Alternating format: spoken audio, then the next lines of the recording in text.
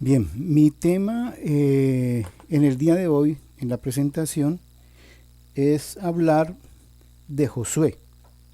Josué, hijo de Nun, cuyo propósito es mostrar eh, y permitir la conquista de Canaán, con la cual ya Dios le había dicho a Moisés, porque Moisés no iba a entrar a la tierra prometida, entonces le había dado orden de que Josué eh, hiciera, tuviera todas las características de, de obediencia, de el Espíritu Santo y de toda la fortaleza que Dios le iba a dar a Josué eh, a través de todo este proceso. Para tal efecto, me voy a apoyar en este plano que hay aquí y en otro que tengo acá atrás, en donde en la medida que vamos avanzando en tres frentes que habla el libro de Josué. Uno de ellos es la conquista, el otro es la repartición de la tierra y finalmente ya la muerte de Josué. Entonces, en el caso de la conquista, eh, Josué se había destacado por ser un excelente estratega militar. Y entonces él tiene que dentro de su objetivo es tomar a Jericó. Pero para tomarse a Jericó necesita eh, tener un proceso en el cual él tiene que pasar por el río Jordán. Y para pasar el río Jordán, entonces se necesita todo un proceso que Dios le había señalado a Josué. Ese, ese proceso era que los, eh, los encargados de andar de cargar el arca de la alianza, eh, esos tenían que ir y tocar con sus pies el río Jordán. Y al tocarlo con sus pies, el río Jordán se partiría al igual que en el mar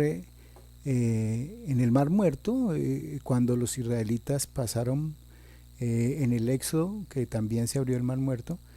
Entonces, lo mismo sucedió con Josué y los israelitas que tuvieron que pasar eh, el río Jordán para llegar a Gilgal.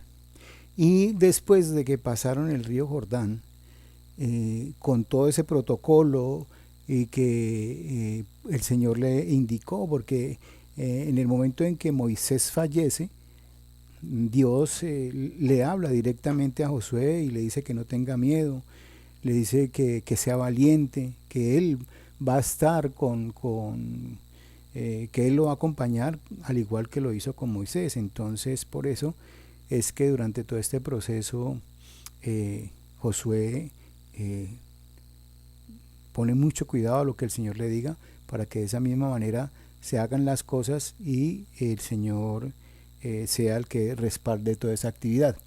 Entonces, una vez que, que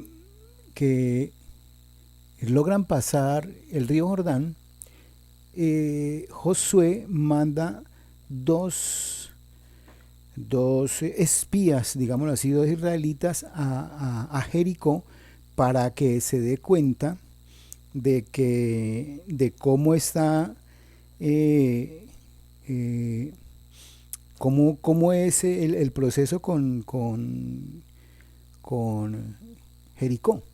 Y los de Jericó se dan cuenta de esta situación y, y entonces le preguntan a una prostituta que los acogió en su hogar y que pues que los entregue. Sin embargo, ella dice que no, que Los personajes estuvieron durante el día y ya llegada la noche ellos se fueron. Pero finalmente ella sí los tenía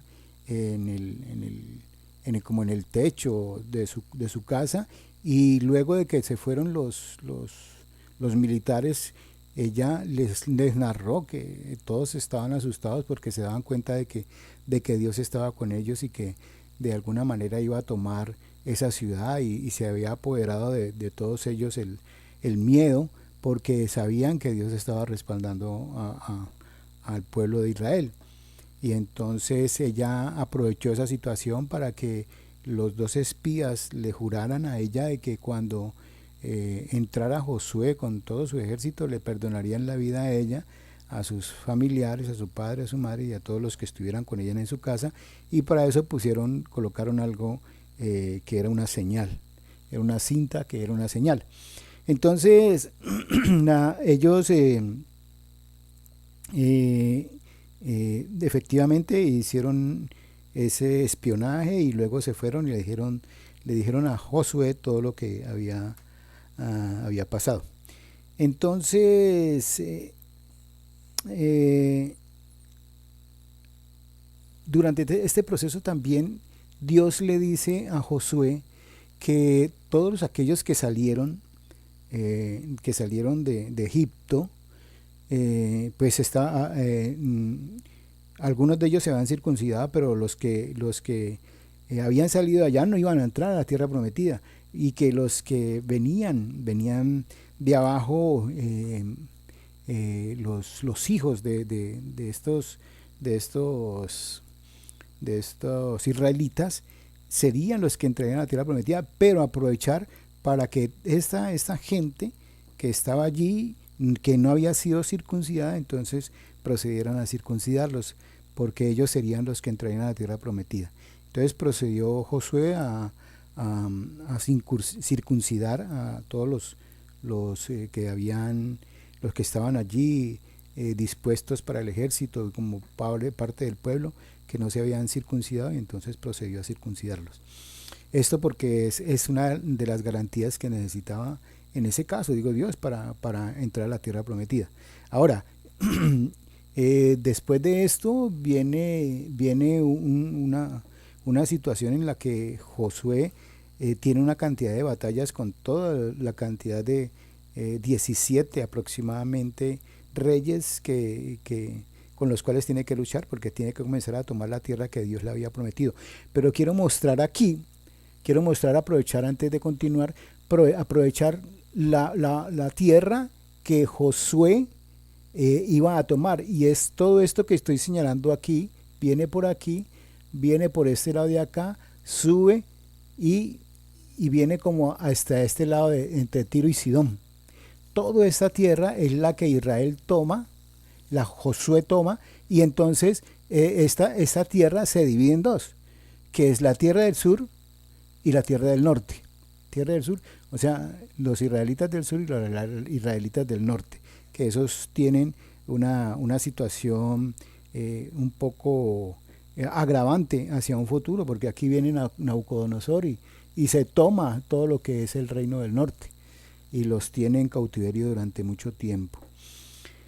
Pero entonces también vemos que durante este proceso, cuando Josué llega a Gilgal, entonces él viene y comienza a hacer la estrategia para tomarse a Jericó.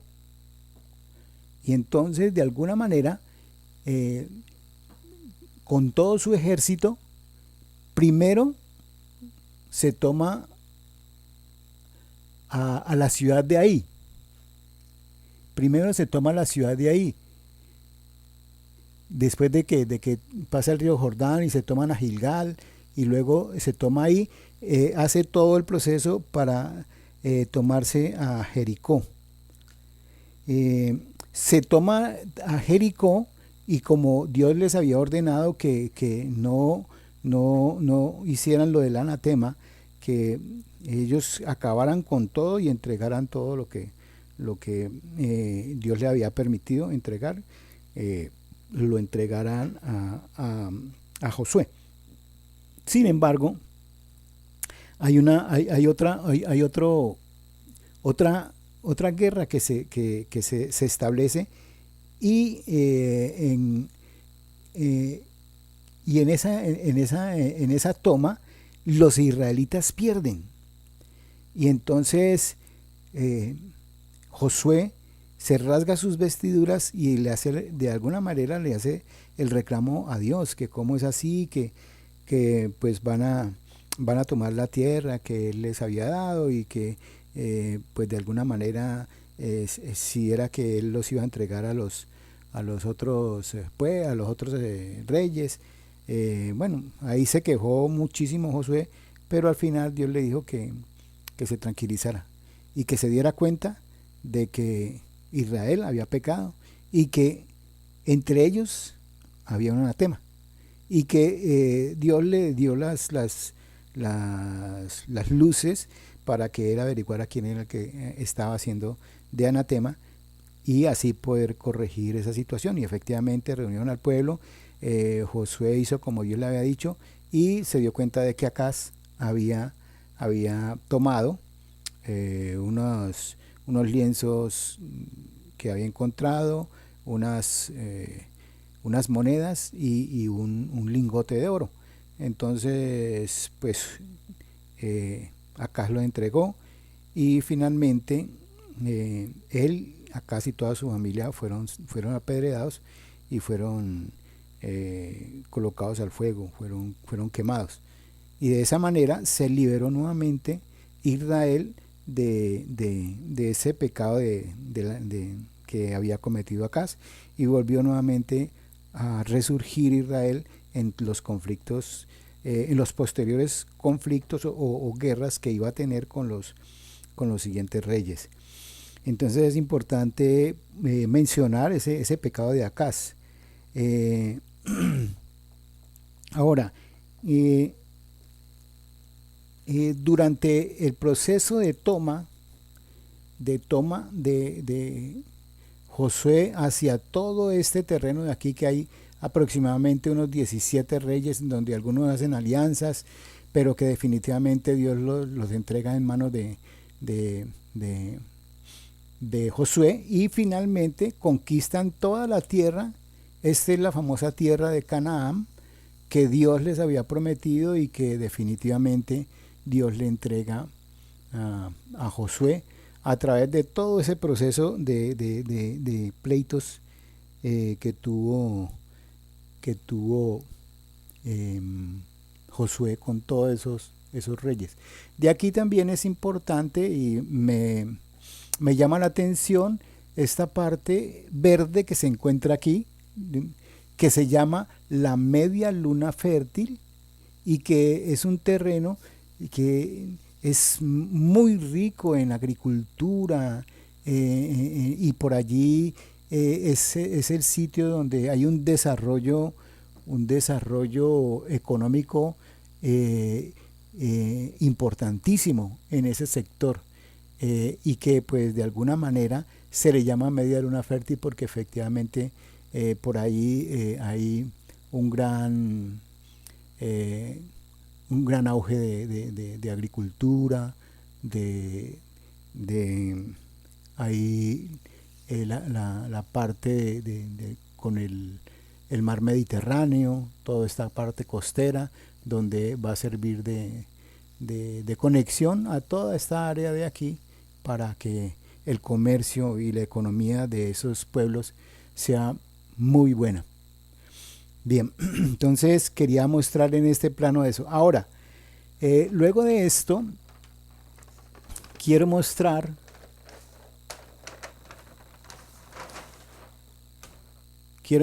algo que me parece importante. En la Biblia aparece que la repartición de la tierra se hace de la siguiente manera. Dice en el capítulo 13 las tierras asignadas a las tribus de Transjordania. En el capítulo 14 una tierra que se le asignaron a Caleb, de que desde mucho tiempo antes, 40 años atrás, él había, por lo que hizo cuando fue como con los 12 espías a ver la tierra prometida, a ver la tierra de Canaán, fue uno de los que estuvo en contra de los otros 10 y que habló acerca del poder de Dios y que era posible tomar. Entonces a él le correspondía una tierra que le fue entregada, y él la reclamó de alguna manera. Viene la parte de Judá en el 15, lo que le correspondió a Judá. En el 16, lo de José. En el 18 está la parte de las tribus restantes. En el capítulo 20, las ciudades de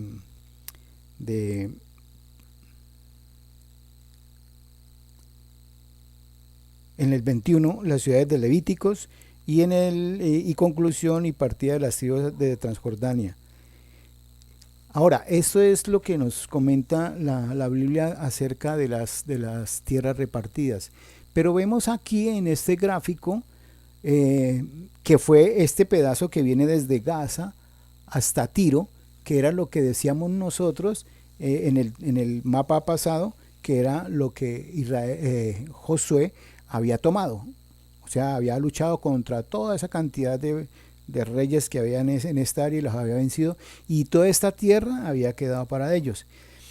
Entonces vemos cómo se hace una repartición de tal manera que en la parte de acá, entre Benjamín, Simeón y Judá, queda lo que llama el reino del sur, y para la parte de acá arriba queda lo que se llama el reino del norte, en donde prácticamente en el reino del sur eran dos tribus, Benjamín y Judá, y Simeón, y en el reino del norte eran el resto de tribus. Y vemos aquí como en el reino del sur está Simeón, Judá y Benjamín. Estos tres conforman el reino del sur. Y en el reino del norte vemos a Dan, a Efraín, que es hijo de José, a Manasés, también hijo de José, y que ellos toman un terreno bastante grande, aunque Manasés toma también un terreno por acá en la parte oriental, un terreno grande, y pues se dice que estas dos personas tenían esa habilidad de adquirir todos estos terrenos por el conocimiento al cual habían sido orientados por parte de los egipcios, puesto que José era el segundo después del faraón, y pues sus hijos tenían gran posibilidad de haber sido educados y adiestrados con un conocimiento excelente. Luego tenemos otro de los hijos de Jacob, Isaacar, en este pedazo le corresponde. Está Saulón en esta área. Luego viene Aser, que toma toda esta porción. Neftalí, que toma parte del mar de Galilea hacia arriba, Cades. Luego la parte que comentábamos ahora de Manasés en la parte oriental. Está Gad en esa parte a un lado del río Jordán, una parte también bastante. Y finalmente Rubén, que toma esta porción pequeña. Esa es la forma que muestra este mapa, cómo fue repartido ese terreno grande que conquistó Josué y que fue entregado a cada uno de los hijos de Jacob, o sea, a Israel, ¿no? Que luego Jacob después tomó el nombre de Israel. También quiero mostrar aquí en este mapa que hay 5, 1, 2, 3, 4, 5 círculos azules que corresponden a los profetas más destacados en todo este andamiaje de lo que fue conformado como Israel del norte, Israel del sur. Y aquí en Tisbe fue donde Elías estuvo teniendo su incidencia prácticamente en el terreno de Gad, de Isaacar y de Manasés. En este número 2 fue Eliseo, que fue el que quedó como, como eh, representante, digamos así, después de que Elías fue tomado y fue llevado al cielo. Eliseo quedó continuando la labor que había iniciado Elías.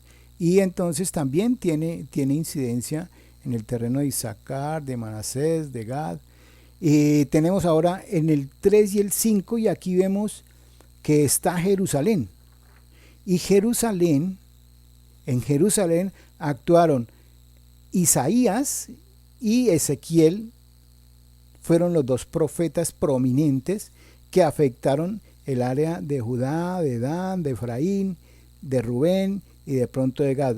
Manejaron muchísimo, o fueron también impactando todo este sector de aquí. Y finalmente el 4, que es Jeremías, y Jeremías que estuvo en Anatop, y que él fue uno de los profetas también que tuvo incidencia en todo lo que es el sector de Efraín, de Dan, de Benjamín y de Manasés de alguna manera, y que pues fue uno de los profetas destacados de esa época. También quiero mostrar la cuestión de los jueces más importantes que hubo durante esta época, y esos jueces partimos. El número 1, que es Otoniel, y que que fue juez de Debir, el sitio donde él estuvo. Tenemos el 2, que es en Gilgal, que es Ahod. Ahod fue un juez de Gilgal. En el 3 estamos en Betel, que aquí en Betel sucedió algo en donde fue una mujer que tuvo incidencia, fue Débora, tuvo incidencia en Betel para de alguna manera salvar al pueblo, o sí, al pueblo de Israel, a los israelitas.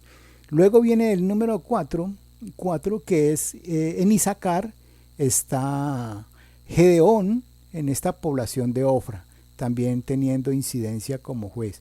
Luego viene en el 5, Tola, que tuvo incidencia en Samir.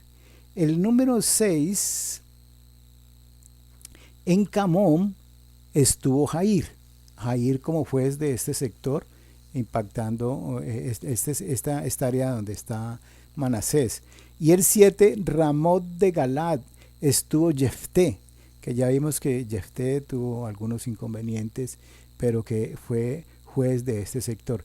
En el 8 está Belén.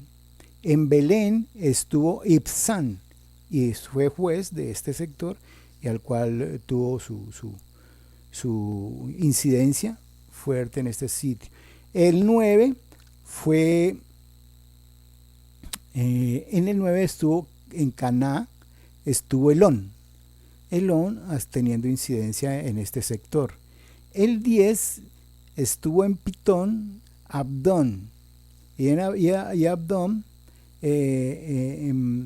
tuvo incidencia aquí. Y finalmente el número 11 fue en Sora, que aquí fue donde nosotros nos dimos cuenta que tuvo presencia Sansón, y que Sansón de alguna manera pues nos deleitó con su historia. El problema de que su fuerza estaba depositada en su cabello, y que de alguna manera por una mujer cayó, y quitaron todo su poder cortándole el cabello. Bien, entonces esto es lo que yo quería presentar como Josué, su historia, y finalmente, después de que todo esto sucede, pues Josué tiene dos discursos, un discurso de despedida, y entonces luego de eso pues no dejó a nadie. Josué no dejó a nadie, no preparó a nadie, definitivamente muere, y es todo lo que quería contar de esta parte, a grosso modo, en grandes rasgos, de lo que fue Josué. Muchas gracias.